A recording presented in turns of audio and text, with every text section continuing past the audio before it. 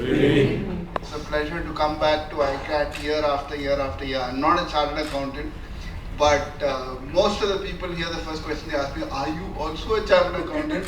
Because I've been in many ICAT meetings over the years, and it's, I don't think I look like one, but I don't know what a chartered accountant looks like. But it's always been a pleasure to come back to this club because there are a lot of dear friends, a lot of mentors, a lot of people who have made a lot of impact and difference in my life and journey. Personally, I have been chartered accountants, so I love coming back to this club. And we've always been a club who's been striving to do different things and striving to do things in a very organized way. And especially when it comes to organizing events and bringing members of the community, especially your own, into practicing the art of communication and leadership. ICAT since 2006 has been doing a massive job of bringing the popular perception of chartered accountants not being quite communicative into being evocative and articulate and doing as well as they can do with numbers and speaking also. On a side note, one thing which you may not have seen in that video, and one thing which me and Mohammed have spoken about many times in our past meetings, and something that really fascinates me and now is probably part of urban legend, was Mohammed wasn't initially the winner in his division contest, in his district contest to go to Las Vegas. In fact, he was the second place winner. Around 2 weeks before flying to Las Vegas, the first place winner calls him up and tells him, listen, I have family problems, I can't make it to Las Vegas. So go ahead, brother. And for anyone who's competed, you know, there is only one first place, and there is always a second place and a third place, and invariably the chief judge comes up and says very romantic things on stage, like it's not about winning, it's about the journey, it's not about the trophy, it's about the race and all that. I never believed in that thing until Mohammad Katani won, because after that, even second place or the third place, as long as you are in the tiebreaker ballot, anything can happen to anybody if you are destined to be there. And if it's your day, no one can stop you.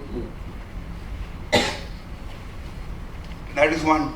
Number two, Mohammed also has mentioned in his prior speeches that he was born and he had issues with a stutter.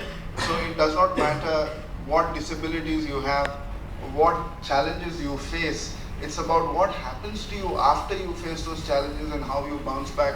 So one, never stop believing in yourself, because we do a lot of things. We take bath once a day, all of us brush at least once a day. But how many of us take bath for the inside and brush up our insides once a day? There's a lot of negativity around us. How many of us believe in ourselves? We need external validation. Picking from his speech, you might be low, you might be down, but you never know who is looking up to you. You might be a role model for somebody just by coming and sitting there, just because they like the coat that you wear or the shirt that you wear. If you noticed a pattern, all the three winners were out of America. They were all wearing a white shirt and a blue tie. So if you need to be a world champion, that's the new mantra: white shirt and blue tie. 5 years back, most of the world champions were bald. Now that trend is changed. Thankfully, you can have hair, have a white shirt and a blue tie, and I think you can win. But jokes apart, to sum it all up,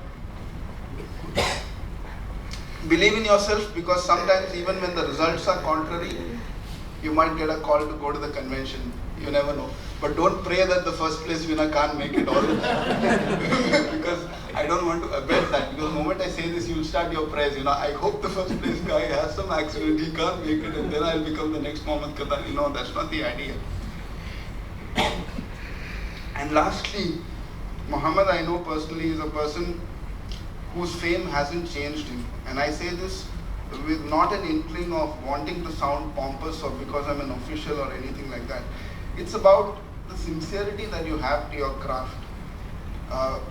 Many of you come to Toastmasters with specific objectives. You want to become better communicators, better leaders. Some of you come, you stay on. Some of you come, you get disillusioned, you leave and never to come back again. Some of you come, leave, and then you rejoin back again.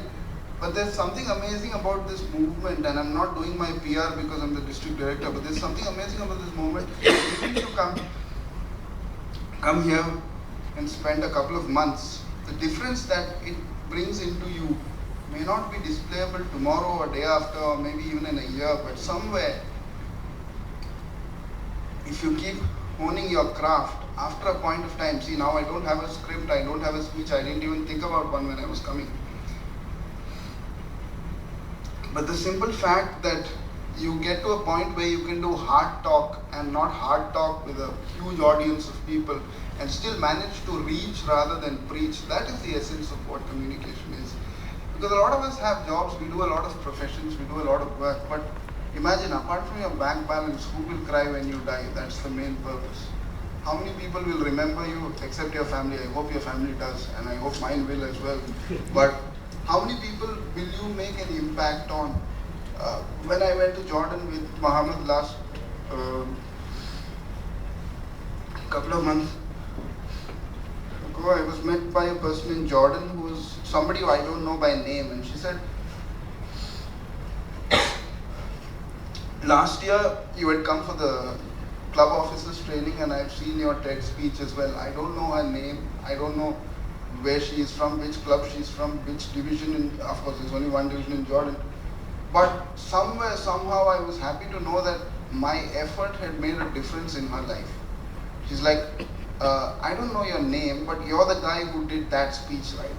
That is the level you should aspire to go. It doesn't matter what badge you're wearing, what title you have, what your name is, as long as your message and purpose becomes your life, and as long as you're able to make a difference with that, I think you're there. The accolades don't matter, the positions are a yearly thing, they come, they go. Designations are just to know that you have an address, but more about who you are. You need not have a name, you need not have a title. As long as you have a mission and purpose, and you aim to reach rather than preach, I think you're all champions in your own right. Strive to do that, and then we'll have many, many more world champions. My personal dream is, it has come all the way from California to District 79. It's hardly 150, 200 kilometers away. I hope very soon it will come to District 20 and maybe in the UAE, maybe one of you all in this very hall. Take the craft seriously. Come here to this sacred space every time you do your job. Don't just do it for the sake of it. Make an effort, and the effort will always be rewarded. It is not talent, it is not hard work. It is sheer perseverance. Sometimes you get to the destination in the bus just by hanging there. The bus will take you where it will go to. No use running in the bus trying to reach faster. When you are destined to reach, you will reach, provided you climb the right bus, take the right ticket, and you know where you're going, you will reach there. Just stick at it, be perseverant, and all greatness will come to you. Remain humble, remain hungry, remain foolish, and you will reach greatness slowly. That's all from my side.